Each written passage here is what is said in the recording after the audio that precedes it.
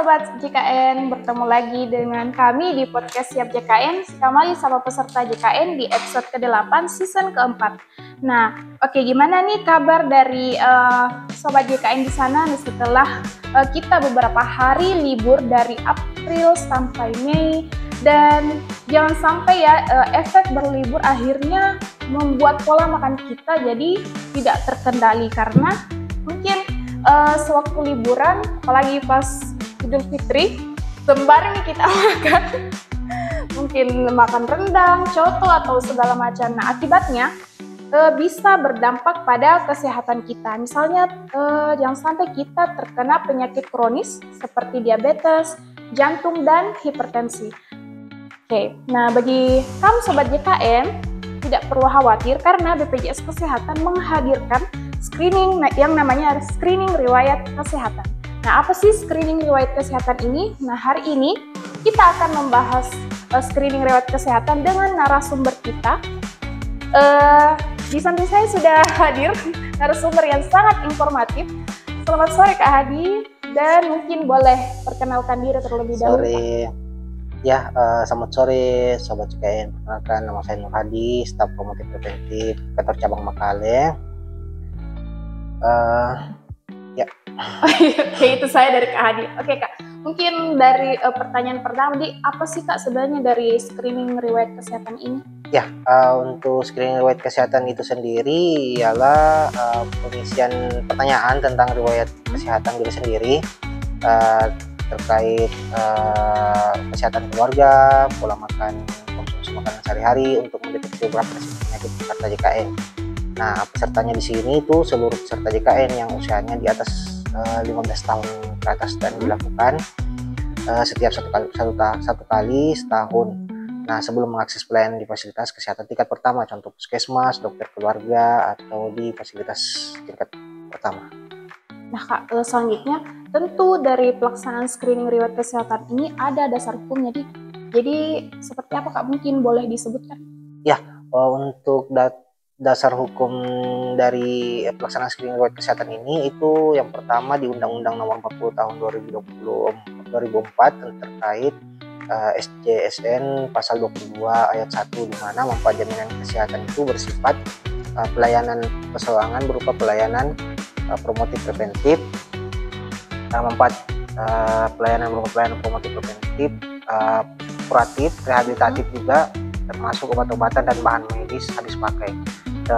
Dan yang kedua itu di Peraturan Presiden Nomor 82 Tahun 2018 tentang jaminan kesehatan pasal 48 ayat 1, di mana ini manfaatnya termasuk dalamnya pelayanan promotif preventif yang meliputi pemberian pelayanan seperti penyuluhan kesehatan perorangan, imunisasi rutin, terus keluarga berencana, dan screening riwayat kesehatan dan pelayanan pelapisan atau screening riwayat tertentu.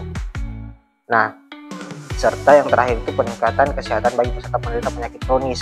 Nah, untuk peraturan ketiga itu di Per BPJS nomor 2 tahun 2019 terkait pelaksanaan screening riwayat kesehatan dan pelayanan pelapisan atau screening kesehatan tertentu, serta peningkatan kesehatan bagi peserta penderita penyakit kronis dalam program jaminan kesehatan di pasal 3 ayat 1.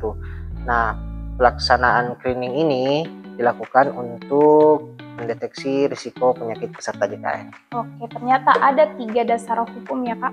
Oke, selanjutnya kenapa sih Kak peserta JKN itu wajib melaksanakan screening riwayat kesehatan? Nah, untuk peserta JKN ini sendiri, screening riwayat ini penting. Nah, pentingnya itu untuk mengetahui sedini mungkin potensi risiko penyakit, di mana diantaranya itu diabetes mellitus, hipertensi, ginjal kronik, dan jantung koroner, sehingga dapat dicegah sebelum terjadinya penyakit. Karena lebih baik mencegah daripada mengobati. Ya. Nah Kak, kalau misalkan jika peserta JKN harus screening riwayat kesehatan, nah di mana bisa melakukan screening Kak? Di kanal seperti apa? Ya, untuk pelaksanaan screening sendiri itu bisa melalui kanal mobil JKN di fitur screening riwayat kesehatan peserta. Jadi bisa dibuka mobil JKN-nya dan bisa di website BPJS Kesehatan atau di web screening Nah, alamat web screeningnya ini yaitu www.webscreening.bpjskesehatan.go.id atau bisa juga di aplikasi Clicker pada saat mengakses layanan di fasilitas kesehatan pertama atau prima. Jadi lebih mudah di. Kenapa? Selain itu Kak, apakah BPJS Kesehatan Cabang Makale juga mendukung terlaksananya screening riwayat kesehatan ini untuk peserta JKN yang terkhusus di wilayah kerja cabang, yaitu di Kabupaten Toraja Utara, Tanah Toraja, dan di Endrekang, itu bagaimana Kak?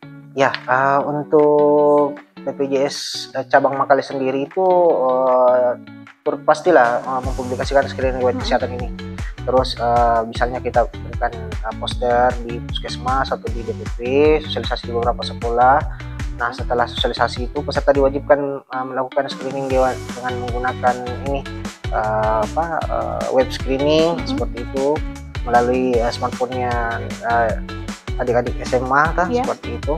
Nah, tentunya ini dipandu juga sama staf BPJS Kesehatan, dan kantor cabang juga aktif dalam hal ini untuk membuat konten-konten edukatif terkait screening. Nah, salah satu contoh itu di tahun lalu di SMA 1 Makale seperti itu ya. Dan ada beberapa di SMA Toraja Utara, Tator dan Tol. Nah, sebagai tambahan juga ini untuk sobat JKN, untuk konten-konten edukatif terkait screening atau program JKN lainnya bisa disaksikan langsung di Instagram Sikamali Solata dan di TikTok Sikamali Solata. Oke Kak, pertanyaan selanjutnya nih, kalau misalkan kita sudah selesai melakukan screening kesehatan, itu kan sudah ada hasilnya.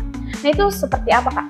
Nah, jika peserta JKN ini sudah mengisi screening riwayat kesehatan, nanti akan muncul hasil screeningnya pada saat akhir pengisian. Nah, hasilnya ini dia terlihat bahwa terkendali atau tidak terkendali seperti itu. Nah, setelah terlihat bahwa dia tidak terkendali, beresiko atau tidak beresiko ya. Setelah kelihatan bahwa beresiko, nah peserta JKN ini dapat melakukan kunjungan ke fasilitas kesehatan tingkat pertama. Namun jika hasilnya tidak beresiko seperti itu, maka peserta bisa rutin menjaga pola hidup sehat seperti itu, terus rutin ke puskesmas untuk kontrol-kontrol kesehatan. Jadi ada dua hasilnya di sini, beresiko dan tidak beresiko. Nah Kak, cara screening itu kalau di modal JKN atau di kanal lainnya itu seperti gimana Kak caranya? Sisa membuka mobil JKN, terus mengisi biodata diri berupa nomor kartu, terus tanggal lahir. Setelah itu memasukkan nomor captcha yang random seperti itu. Setelah itu masuk ke menu pengisiannya. Paling peserta diarahkan untuk mengisi berat badan, terus tinggi badan, dan riwayat kesehatan keluarga, anggota keluarga, dan riwayat kesehatan sehari-hari. Setelah mengisi, nanti otomatis hasil pengisiannya itu menunjukkan bahwa apakah peserta ini beresiko atau tidak beresiko. Nah, jika pada saat hasilnya memberikan nilai beresiko, namun pesertanya merasa bahwa ternyata saya tidak beresiko di ini ya, di penyakit yang di screening itu. Nah, peserta bisa langsung ke fasilitas kesehatan untuk melakukan pemeriksaan ya. Terus Kak, kalau misalkan di mobil JKN tadi itu ada berapa pertanyaannya Kak, atau bagaimana pertanyaan, apa gampang juga atau bagaimana? Ya, untuk pertanyaannya itu dia berbeda-beda ya, maksudnya masing-masing, karena pertanyaannya ini didasarkan dari umur peserta, terus laki-laki atau perempuan seperti itu. Jadi dia berbeda-beda masing-masing peserta seperti itu. Jadi laki-laki, perempuan, atau sudah menikah atau belum, kita nanti lihat beda lagi di. Jadi screening ini tadi Kak hanya bisa dilakukan sekali dalam setahun ya, betul. Oke Kak, kalau screening ini apakah gratis Kak atau bagaimana? Untuk screening ini gratis. Maksudnya gratis ini semua peserta JKN bisa langsung mengaksesnya tanpa repot-repot puskesmas, boleh langsung dari smartphone. Jadi gampang dengan mobil JKN seperti itu. Terus Kak, kalau misalkan yang yang peserta JKN yang sudah lanjut usia, terus mungkin tidak bisa menggunakan smartphone, itu bagaimana Kak? Ya, untuk peserta peserta yang lanjut usia mungkin keluarganya bisa membimbing ya dalam hal ini melakukan pengisian, karena pengisiannya pun cukup mudah, bisa memasukkan data keluarga yang mau dilakukan pengisian screening, terus dilakukan tanya jawab lah terkait gimana riwayat kesehatannya, terus gimana pola-pola hidup sehari-hari seperti itu, dan hasilnya pun bisa langsung dapat diakses melalui hasil screening. Kak, karena waktu kita juga sudah mau habis ini, mungkin ada tambahan informasi yang ingin kakak sampaikan kepada sobat JKN yang ada di luar sana? Oke, terkait informasi tambahan ya, karena BPJS Kesehatan itu memiliki beberapa program, diantaranya itu program Prolanis. Nah, di puskesmas tersendiri itu ada program namanya program Prolanis, pengelolaan penyakit kronis. Nah, di mana hasil screening ini apabila dia menunjukkan bahwa berisiko hipertensi dan DM, boleh melakukan kunjungan ke fasilitas kesehatan untuk mendaftarkan ini program Prolanis, di mana program ini setiap sebulan sekali itu dilakukan edukasi oleh peserta oleh petugas puskesmas untuk diedukasi terkait pola hidup sehat, dan senamnya itu bisa 4 kali dalam 1 bulan. 4 kali dalam 1 bulan, jadi sekali seminggu. Seperti itu. Jadi puskesmas ini ada programnya untuk melakukan senam sama edukasi, di mana program ini dicetuskan oleh BPJS Kesehatan seperti itu. Jadi kalau untuk hasilnya yang berisiko, boleh langsung ke puskesmas melaporkan diri dan didaftarkan sebagai program Prolanis. Boleh. Oke Sobat JKN, itulah tadi informasi yang sangat informatif dari Kak Hadi. Oke Kak, terima kasih karena telah meluangkan waktunya untuk hadir bersama kami di podcast Siap JKN.